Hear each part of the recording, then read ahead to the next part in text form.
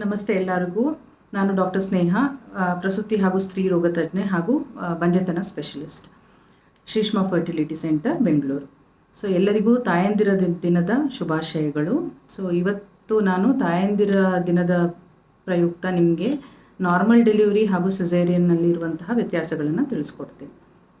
So ಒಂದು ಹೆಂಗಸು pregnant ಆದಾಗ ಎಷ್ಟು ಖುಷಿ ಇರುತ್ತೆ. ಸೊ ಆ ಪ್ರೆಗ್ನೆನ್ಸಿ ಯಾವುದೇ ರೀತಿಯ ತೊಂದರೆಗಳಾಗದೆ 9 ತಿಂಗಳು ತುಂಬ ಚೆನ್ನಾಗಿ ಮುಂದುವರೆದು ಆಕೆ ನಾರ್ಮಲ್ ಡೆಲಿವರಿ ಅಥವಾ ಸಿಸೇರಿಯನ್ ಮುಖಾಂತರ ಒಂದು ಹೆಲ್ದಿ ಮಗುವಿಗೆ ಜನನ ನೀಡಿದ್ರೆ ಅದು ಸಕ್ಸಸ್ಫುಲ್ ಪ್ರೆಗ್ನೆನ್ಸಿ ಅಂತ ಅನಿಸ್ಕೊಳ್ಳುತ್ತೆ.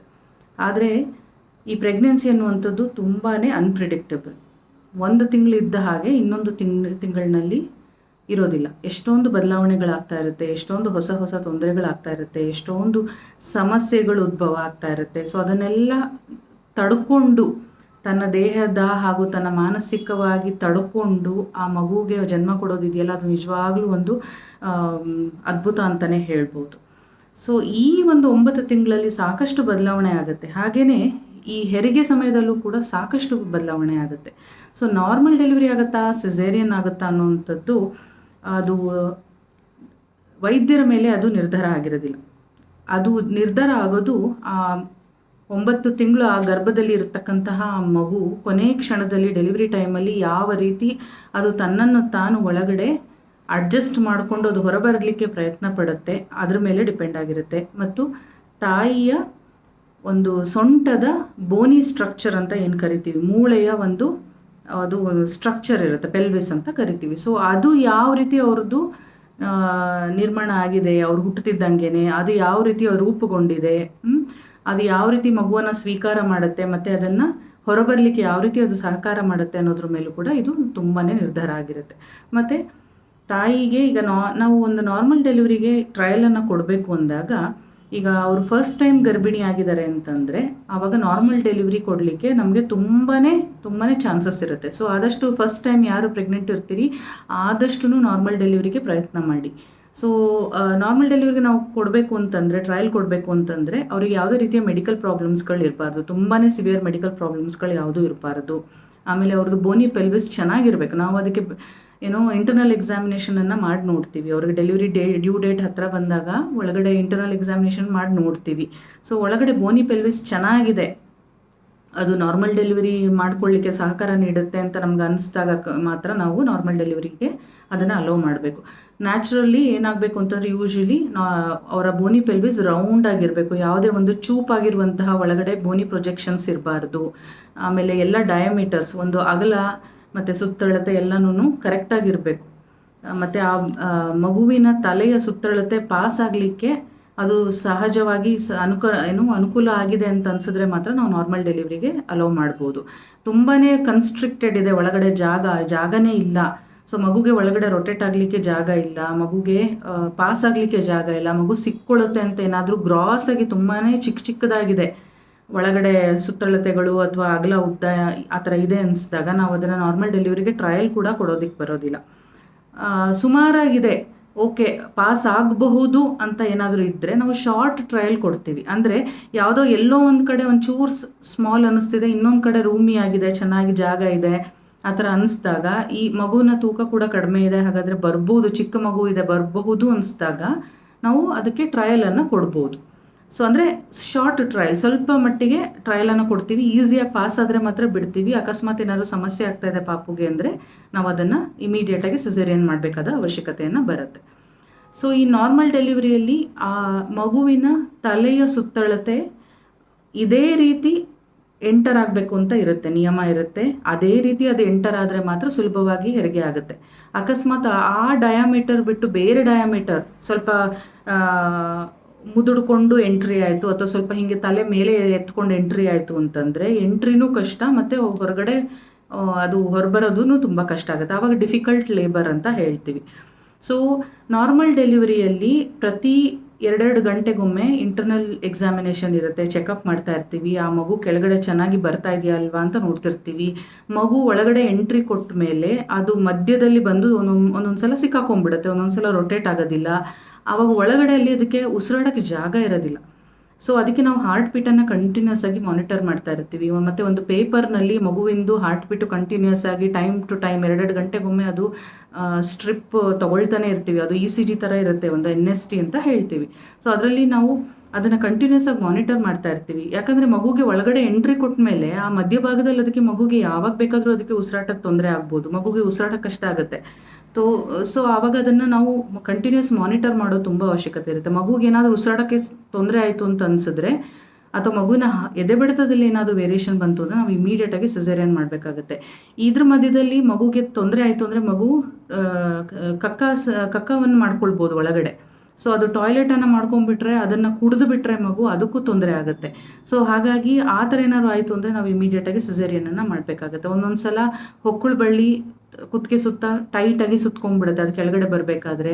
ಸೊ ಇವೆಲ್ಲನೂ ಕಣ್ಣಿಗೆ ಕಾಣಲ್ಲ ನಮಗೆ. ಸೊ ನಾರ್ಮಲ್ ಡೆಲಿವರಿಯಲ್ಲಿ ಇದೊಂದು ದೊಡ್ಡ ಸಮಸ್ಯೆ. ಯಾಕೆ ಅಂತಂದರೆ ನಾವು ಡಾಕ್ಟರ್ಸು ಇಂಟರ್ನಲ್ ಎಕ್ಸಾಮಿನೇಷನ್ ಮಾಡಿ ಹೀಗಿರ್ಬೋದು, ಹಾಗಿರ್ಬೋದು, ಹಿಂಗೆ ಬಂದರೆ ಆಗುತ್ತೆ, ಹಂಗೆ ಬಂದರೆ ಆಗುತ್ತೆ ಅಂತ ಅಂದ್ಕೋಬೋದೇ ವಿನಃ ಯಾವುದೇ ರೀತಿಯ ದುರ್ಬಿನ್ ಆಗಲಿ, ಯಾವುದೇ ರೀತಿಯ ಒಳಗಡೆ ಸ್ಕ್ಯಾನಿಂಗ್ ಆಗಲಿ, ಯಾವುದೇ ರೀತಿಯ MRI ಆಗಲಿ ಆ ಟೈಮ್ನಲ್ಲಿ ನಿಮಗೆ ಮಾಡಿ ನೋಡಿ ಇದು ಖಂಡಿತವಾಗ್ಲೂ ನಾರ್ಮಲ್ ಆಗುತ್ತೆ, ಇದು ಖಂಡಿತವಾಗ್ಲೂ ಸಿಸೇರಿಯನ್ ಆಗುತ್ತೆ ಅನ್ನೋದಕ್ಕೆ ಯಾವುದೇ ರೀತಿಯ ಟೆಸ್ಟ್ಗಳಿಲ್ಲ. ಬರೀ ಬೆರಳು ಮುಖಾಂತರ ಇಂಟರ್ನಲ್ ಎಕ್ಸಾಮಿನೇಷನ್ ಮಾಡಿ ಇದು ರೊಟೇಟ್ ಆಗ್ಬೋದು, ಇದು ಬರ್ಬೋದು ಅಂದ್ಕೊಂಡೆ ನಾವು ಅದನ್ನು ಸ್ವಲ್ಪ ಹಂತವಾಗಿ ತೊಗೊಂಡು ಹೋಗಬೇಕಾಗತ್ತೆ. ಸೊ ಹಾಗಾಗಿ ಎಲ್ಲ ರೀತಿಯಿಂದನೂ ಈಸಿಯಾಗಿ ಅದನ್ನು ನುಸುಳುಕೊಂಡು ಮಧ್ಯಭಾಗವನ್ನು ಪ್ರವೇಶ ಮಾಡಿಕೊಂಡು ಕೊನೆಗೆ ಒಂದೊಂದು ಸಲ ಎಕ್ಸಿಟ್ ಅಂತಂದರೆ ಕೊನೆಯ ಹಂತದಲ್ಲಿ ಅದು ಹೊರಬರುವ ಜಾಗದಲ್ಲೂ ಕೂಡ ಸಮಸ್ಯೆಗಳಾಗುವಂಥ ಚಾನ್ಸಸ್ ಇರುತ್ತೆ. ರೊಟೇಟೇ ಆಗೋದಿಲ್ಲ. ಒಂದೊಂದು ಸಲ ಬೇಕಾದ ಡಯಾಮೀಟರ್ ಬರೋಲ್ಲ, ಬೇರೆ ರೀತಿ ಬಂದುಬಿಡುತ್ತೆ. ಒಂದೊಂದು ಸಲ ಆಕಾಶವನ್ನು ನೋಡಿಕೊಂಡು ಮಗು ಹೊರಗಡೆ ಬರುತ್ತೆ. ಆವಾಗೆಲ್ಲ ಹರಿಯುವಂಥ ಸಾಧ್ಯತೆಗಳಿರುತ್ತೆ, ಮಗು ಉಸಿರು ಕಟ್ಟೋ ಸಾಧ್ಯತೆ ಇರುತ್ತೆ. ಒಂದೊಂದು ಸಲ ತುಂಬಾ ನೆಲ ನೋಡಿಕೊಂಡು ಮುದುಡ್ಕೊಂಡು ಬರುತ್ತೆ ಒಳಗಡೆ ಪಾಪು. ಸೊ ಸಾಕಷ್ಟು ಸಮಸ್ಯೆಗಳಾಗುತ್ತೆ. ಆ ಒಂದು 10ರಿಂದ 12 ಗಂಟೆಗಳ ಏನು ಆಯಾಮ ಇದೆ, ಸೊ ಅದು ತುಂಬ ಕ್ರೂಷಿಯಲ್ ಇರುತ್ತೆ. ಸೊ ತಾನಾಗೆ ಸಹಜವಾಗಿ ನೋವು ಬಂದರೆ ಅದು ಸರಾಗವಾಗಿ ಒಂದೊಂದು ಸಲ ನಾರ್ಮಲ್ ಡೆಲಿವರಿ ಆಗುತ್ತೆ. ಮಗು ಇನ್ನೂ ತಾನು ಒಳಗಡೆ ಹೋಗಲಿಲ್ಲ ಬೋನಿ ಪೆಲ್ಲಿಸ್ ಒಳಗಡೆ, ಆವಾಗ ನೋವು ಬರ್ಸಕ್ಕೆ ನಾವೇನಾದರೂ ಔಷಧಿ ಹಾಕಬೇಕು ಅಂತಂದರೆ ಆವಾಗ ನಾವು ಔಷಧಿ ಹಾಕಿ ಡೆಲಿವರಿಯನ್ನು ಮಾಡಿಸ್ಬೇಕು. ಗರ್ಭಕೋಶದ ಬಾಯಿ ಓಪನ್ ಆಗಲಿಕ್ಕೆ, ಮತ್ತು ಪೇನ್ ಬರಲಿಕ್ಕೆ, ಮತ್ತು ಗರ್ಭಕೋಶದ ಮಾಂಸಕ್ಕೆ ಸ್ಟ್ರೆಂತ್ ಬರಲಿಕ್ಕೆ, ಇಂಥದ್ದೆಲ್ಲ ಕೆಲವು ನಾನಾ ರೀತಿಯ ಇಂಜೆಕ್ಷನ್ಗಳು, ಟ್ಯಾಬ್ಲೆಟ್ಗಳು, ಜೆಲ್ಗಳು ಎಲ್ಲ ಬರ್ತವೆ. ಸೊ ಇವನ್ನೆಲ್ಲ ಯೂಸ್ ಮಾಡಬೇಕಾಗತ್ತೆ. ಮತ್ತು ಇವುಗಳಲ್ಲೂ ಸಾಕಷ್ಟು ಅಡ್ಡ ಪರಿಣಾಮ ಬರಬಹುದು. ಅಂದರೆ ಪ್ರೆಗ್ನೆಂಟ್ ಹೆಂಗಸರದ ಬಾಡಿಯ ಇದ್ರ ಮೇಲೆ ನಿಂತಿರುತ್ತೆ. ಒಂದೊಂದು ಸಲ ನಾವು ಹಾಕುವಂಥ ಔಷಧಿಗೆ ಎಷ್ಟೊಂದು ಸಲ ಪ್ರೆಗ್ನೆಂಟ್ ಲೇಡೀಸು ಸೈಡ್ ಎಫೆಕ್ಟ್ಸ್ ಆಗ್ಬೋದು, ಅಡ್ಡ ಪರಿಣಾಮ ಬರಬಹುದು. ಈ ಥರ ಎಲ್ಲ ಸಮಸ್ಯೆಗಳಾಗ್ತಾ ಇರುತ್ತೆ. ಸೊ ಅದನ್ನು ಕೂಡ ಟ್ಯಾಕಲ್ ಮಾಡಬೇಕಾಗತ್ತೆ. ಸೊ ಕೊನೆ ಹಂತದಲ್ಲಿ ತಾಯಿ ಪುಷ್ ಮಾಡಲೇಬೇಕು. ನಾರ್ಮಲ್ ಡೆಲಿವರಿಯಲ್ಲಿ ನಾವು ಡಾಕ್ಟ್ರ್ ಕೈಲಿ ಏನೂ ಇರೋದಿಲ್ಲ. ಪ್ರೆಗ್ನೆಂಟ್ ಮಹಿಳೆನೇ ಮಗುವನ್ನು ಹೊರದೂಡಬೇಕು, ಅವರೇ ಪುಷ್ ಮಾಡಿ ಮಗುವನ್ನು ಹೊರ ತರಬೇಕಾಗತ್ತೆ. ಅಲ್ಲಿ ಯಾವುದೇ ರೀತಿಯ ನಾವು ಅಲ್ಲಿ ಆಪ್ರೇಷನನ್ನು ಮಾಡಿ ಏನೂ ಮಾಡಲಿಕ್ಕೆ ಬರೋದಿಲ್ಲ. ಸೊ ಹಾಗಾಗಿ ನಾರ್ಮಲ್ ಡೆಲಿವರಿಗೆ ಅಟೆಂಪ್ಟ್ ಮಾಡ್ತಾ ಇರೋರು ಪೆರಿನಿಯಲ್ ಟೋನ್ ಅಂತಂದರೆ ಆ ಒಂದು ವೆಜೈನ ಅಂದರೆ ಯೋನಿಯ ಸುತ್ತಮುತ್ತ ಇರ್ತಕ್ಕಂತಹ ಮಾಂಸದ ಟೋನ್ ಚೆನ್ನಾಗಿರಬೇಕು. ಅಂದರೆ ಅದನ್ನು ಅವರು ಸ್ಟ್ರೆಂತ್ ಮಾಡ್ಕೋಬೇಕು. ಪುಷ್ ಮಾಡೋಕ್ಕೆ ಸಾಕಷ್ಟು ಸ್ಟ್ರೆಂತ್ ಇರಬೇಕು. ತುಂಬ ಕಷ್ಟ ಆಗಿ ಸುಸ್ತಾಗಿ ಮಲಗಿಬಿಟ್ರೆ ಆ ಟೈಮ್ನಲ್ಲಿ ಏನೂ ಮಾಡೋದಕ್ಕಾಗೋದಿಲ್ಲ. ಸೊ ನಾರ್ಮಲ್ ಡೆಲಿವರಿಯಲ್ಲಿ ಸಕ್ಸಸ್ ಆಗುತ್ತೋ ಇಲ್ವೋ ಅನ್ನುವಂಥದ್ದು ಮಗು ಹಾಗೂ ತಾಯಿಯ ಒಂದು ಸದೃಢತೆ, ತಾಯಿಯ ಹೆಲ್ತು ಮತ್ತು ತಾಯಿಯ ಬೋನಿ ಪೆಲ್ವಿಸ್ ಸ್ಟ್ರಕ್ಚರೇ ತುಂಬಾ ಮುಖ್ಯ. ಅದೇ ಸಿಸೇರಿಯನಲ್ಲಿ ಏನಾಗುತ್ತೆ, ಇದು ಒಂದು ಮೇಜರ್ ಆಪ್ರೇಷನ್. ಓಕೆ, ಸಿಸೇರಿಯನಲ್ಲಿ ನಾವು ಹೊಟ್ಟೆಯ ಭಾಗದಲ್ಲಿ ಒಂದು 10 ಸೆಂಟಿಮೀಟರ್, 8ರಿಂದ 10 ಸೆಂಟಿಮೀಟರ್ ಅದು ಒಂದು ಇನ್ಸಿಷನ್ ಅಂತ ಹೇಳ್ತೀವಿ, ಕುಯ್ದುಬಿಟ್ಟು ಆಮೇಲೆ ಒಳಗಡೆ ಹೋಗಿ ಆ ಮಗುವನ್ನು ನಾವು ಹೊರತರುವಂಥದ್ದು. ಇದರಲ್ಲಿ ತಾಯಿ ಏನು ಮಾಡಬೇಕಾಗಿಲ್ಲ. ತಾಯಿ ತನ್ನ ಪಾಡಿಗೆ ತಾನು ಮಲ್ಕೊಂಡಿರ್ತಾರೆ, ಅವ್ರಿಗೇನು ಪೇಯ್ನ್ ಗೊತ್ತಾಗೋದಿಲ್ಲ. ಸೂಟಬಲ್ ಅನಸ್ತಿಷ್ಯ ಕೊಟ್ಟಿರ್ತೀವಿ. ಮತ್ತು ಎಲ್ಲನೂ ಡಾಕ್ಟರ್ ಕೈಲಿರುತ್ತೆ. ಅಂತಂದರೆ ಡಾಕ್ಟರೇ ಮಗುವನ್ನು ತೆಗೆಯುವಂಥದ್ದು. ಸೊ ಮಗು ತಾನಾಗೆ ತಾನು ಬರೋದಿಲ್ಲ, ಡಾಕ್ಟರೇ ಮಗುವನ್ನು ತೆಗೆಯುವಂಥದ್ದು. ಸೊ ಎಲ್ಲನೂ ಕಂಟ್ರೋಲ್ಡ್ ಇರುತ್ತೆ, ಯಾವುದೂ ಅನ್ಕಂಟ್ರೋಲ್ಡ್ ಇರೋದಿಲ್ಲ.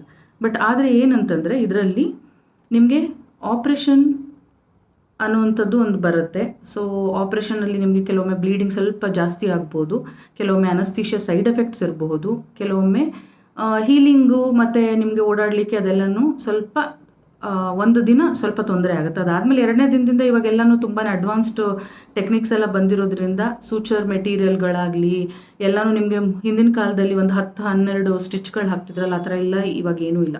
ಎಲ್ಲನೂ ತಾನೇ ಒಳಗಡೆ ಹೀರ್ಕೊಳ್ಳುವಂಥದ್ದು, ಅಬ್ಸಾರ್ಬ್ ಆಗುವಂಥದ್ದು ಸೂಚರ್ ಮೆಟೀರಿಯಲ್ಗಳಿರುತ್ತೆ. ಅವತ್ತು ಆಪ್ರೇಷನ್ ಆಗಿದ್ದ ದಿನವೇ ನಿಮಗೆ ಸಂಜೆಯಿಂದನೇ ಓಡಾಡೋ ರೀತಿ ಎಲ್ಲ ನಿಮಗೆ ಫೆಸಿಲಿಟೀಸು ಅದು ಟೆಕ್ನಿಕ್ಸ್ ಎಲ್ಲ ಬಂದಿದೆ, ಆಯಿತಾ. ಎಲ್ಲ ಒಂದು ಚೆನ್ನಾಗಿ ನುರಿತ ತಜ್ಞರ ಹತ್ರ ಮಾಡಿಸಿದ್ರೆ ಯೂಶ್ವಲಿ ಯಾವುದೇ ರೀತಿಯ ಕಾಂಪ್ಲಿಕೇಶನ್ಸ್ ಆಗೋದಿಲ್ಲ ಯೂಶ್ವಲಿ. ಮತ್ತು ಅದು ಏನು ಅರ್ಧ ಗಂಟೆಯಲ್ಲಿ ಪ್ರೊಸೀಜರನ್ನು ಮುಗಿಸ್ಬಿಡ್ಬೋದು ಯೂಶ್ವಲಿ ಏನೂ ತೊಂದರೆ ಆಗದೆ ಇದ್ದಂಗೆ ಎಲ್ಲನೂ ಪ್ರೊಸೀಜರ್ಗಳು ಆಗುತ್ತೆ. ಆದರೂ ಕೂಡ ನಿಮಗೆ ಅದು ಬೆನ್ನಿಗೆ ಇಂಜೆಕ್ಷನ್ ತೊಗೋಬೇಕು. ಯೂಶ್ವಲಿ ತುಂಬಾ ಅದ್ರ ಏನೋ ಸ್ಪೈನಲ್ ಅನಸ್ತೀಶಿಯಾ ಅಂತಂದರೆ ಬೆನ್ನಿಗೆ ಮೂಳೆಗೆ ಕೊಡುವಂತಹ ಇಂಜೆಕ್ಷನ್, ಅರಿವಳಿಕೆ ಇಂಜೆಕ್ಷನ್ ಬಗ್ಗೆ ತುಂಬಾ ತಪ್ಪು ಮಾಹಿತಿಗಳಿದೆ. ಅದು ಕೊಟ್ಟ ತಕ್ಷಣ ಬೆನ್ನೋವು ಬಂದುಬಿಡತ್ತೆ ಅಂತ ಹೇಳಿಬಿಟ್ಟು ಅದು ತುಂಬ ಮೂಢನಂಬಿಕೆ. ಅದು ಕೊಟ್ಟಾಗ ಏನೂ ನಿಮಗೆ ಪೇಯ್ನ್ ಆಗಲಿ ಅಥವಾ ಬ್ಯಾಕ್ ಪೇಯ್ನ್ ಆಗಲಿ ಮುಂದೆ ತೊಂದರೆಗಳು ಅದೆಲ್ಲ ಏನೂ ಇಲ್ಲ. ತುಂಬಾ ತಪ್ಪು ಕಲ್ಪನೆಗಳಿದ್ದಾವೆ. ಸೊ ಅದನ್ನೆಲ್ಲ ನೀವು ನೋಡ್ಕೋಬೇಕು. ಆಮೇಲೆ ಚೆನ್ನಾಗಿ ಒಳಗಡೆ ಹೀಲಿಂಗ್ ಆಯಿತು, ಏನೂ ತೊಂದರೆ ಆಗಲಿಲ್ಲ ಅಂತಂದರೆ ಯೂಶ್ವಲಿ ಏನೂ ಆಗೋದಿಲ್ಲ. ಆದರೆ ಮೊದಲನೇದು ಸಿಸೇರಿಯನ್ ಆಯಿತು ಅಂತಂದರೆ 2ನೇದು ಒಂದು 80% 2ನೇ ಸಲ ಕೂಡ ಸಿಸೇರಿಯನ್ ಆಗುವ ಸಾಧ್ಯತೆ ಇರುತ್ತೆ. ಬಟ್ ಒಂದೊಂದು ಸಲ ಏನಾಗುತ್ತೆ ಅಂತಂದರೆ 2ನೇ ಸಲ ಪ್ರೆಗ್ನೆನ್ಸಿಗೆ ಬಂದಾಗ ಎಲ್ಲ ಚೆನ್ನಾಗಿತ್ತು ಅಂತಂದರೆ ಒಂದೊಂದು ಸಲ ನಾರ್ಮಲ್ ಡೆಲಿವರಿ ಕೂಡ ಟ್ರಯಲನ್ನು ಕೊಡಬಹುದು. ಸೊ ಆ ಥರ ಏನು ಮ್ಯಾಂಡೇಟ್ರಿ ಇಲ್ಲ. 1ನೇ ಸಲ ಸಿಸೇರಿಯನ್ ಆದಾಗ 100% ಸಿಸೇರಿಯನ್ ಆಗುತ್ತೆ ಅಂತ ಹೇಳೋಕ್ಕಾಗಲ್ಲ. ಬಟ್ ಸಾಧಾರಣವಾಗಿ 80% ಸಿಸೇರಿಯನ್ನೇ ಆಗುತ್ತೆ.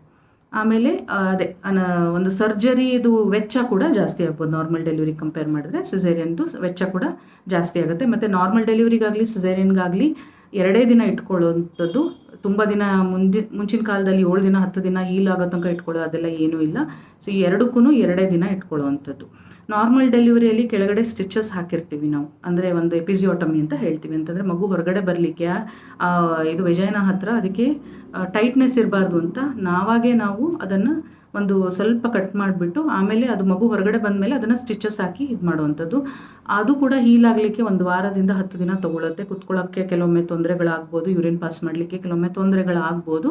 ಅದು ನೀಟಾಗಿ ಹೀಲ್ ಆಯಿತು ಅಂದರೆ ಏನೂ ತೊಂದರೆ ಆಗೋದಿಲ್ಲ ಯೂಶ್ವಲಿ. ಸೊ ಹಾಗಾಗಿ ನಾರ್ಮಲ್ ಡೆಲಿವರಿ ಅಥವಾ ಸಿಸೇರಿಯನ್ ಸೆಕ್ಷನ್ ಎರಡಕ್ಕೂ ನಿಮಗೆ ಯಾವುದು ಸೂಟ್ ಆಗುತ್ತೆ ಅಂತ ನಿಮ್ಮ ಡಾಕ್ಟರ್ ನಿಮಗೆ ಹೇಳ್ತಾರೆ. ನೀವು ಅದರ ಬೇಸಿಸ್ ಮೇಲೆ ನೀವು ಅದನ್ನು ಡಿಸೈಡ್ ಮಾಡ್ಕೋಬೋದು. ಸೊ ಯಾವುದೇ ರೀತಿಯ ಟೆನ್ಷನ್ ಬೇಡ.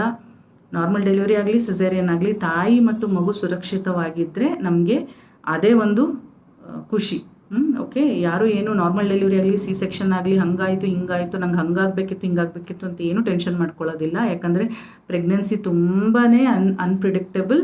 ನಮಗೆ ಸೇಫ್ಟಿ ಈಸ್ ಮೋರ್ ಇಂಪಾರ್ಟೆಂಟ್. ಮಗು ಮತ್ತು ತಾಯಿ ಹುಷಾರಾಗಿ ಬಂದರೆ ಸಾಕು. ಯಾವುದಾದ್ರೂ ನೀವು ಚೂಸ್ ಮಾಡ್ಕೋಬೋದು ಅಥವಾ ಯಾವುದಾದ್ರೂ ಆಗಲಿ ತಾಯಿ ಮಗು ಹುಷಾರಾಗಿದ್ದರೆ ಅದೇ ನಮಗೆ ಈ ತಾಯಂದಿರ ದಿನದ ಒಂದು ಗಿಫ್ಟ್ ಅಂತ ಹೇಳ್ಬೋದು. ಸೊ ಎಲ್ಲರೂ ಹುಷಾರಾಗಿರಿ. ಎಲ್ಲರಿಗೂ safe motherhood. So thank you.